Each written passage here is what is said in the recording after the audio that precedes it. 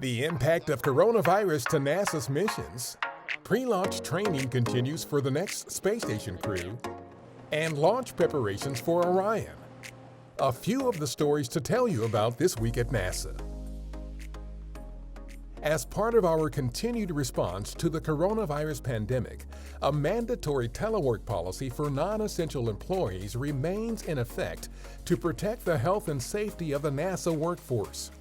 In a virtual Ask the Administrator session, Administrator Jim Bridenstine and other senior officials responded to questions and concerns employees have about the coronavirus situation.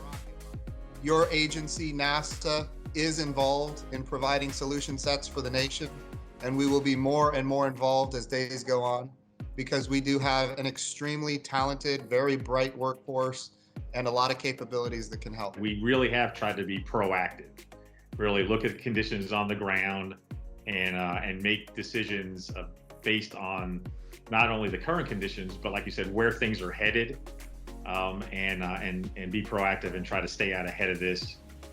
NASA leadership is assessing what can be done remotely, work that will be paused, and mission essential activities that must continue.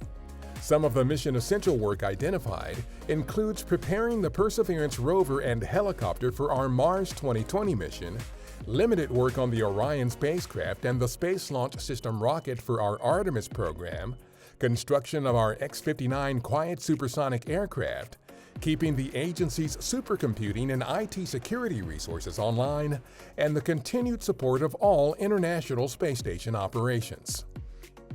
The next crew headed to the International Space Station, including our Chris Cassidy, wrapped up activities in Star City, Russia, then left for the Baikonur Cosmodrome in Kazakhstan to continue training for its April 9th launch.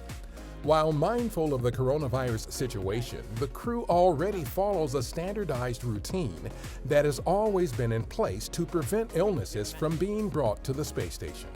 We're traveling with a very small team. All of us have been in quarantine together, everybody practicing the same health precautions, and we'll do the exact same thing in Baikonur.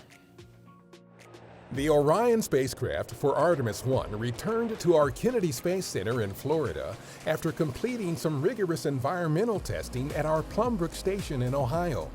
The spacecraft will now undergo final preparations for its launch on Artemis 1. The uncrewed test flight is the first in a series of increasingly complex missions to the Moon that will ultimately lead to human exploration of Mars.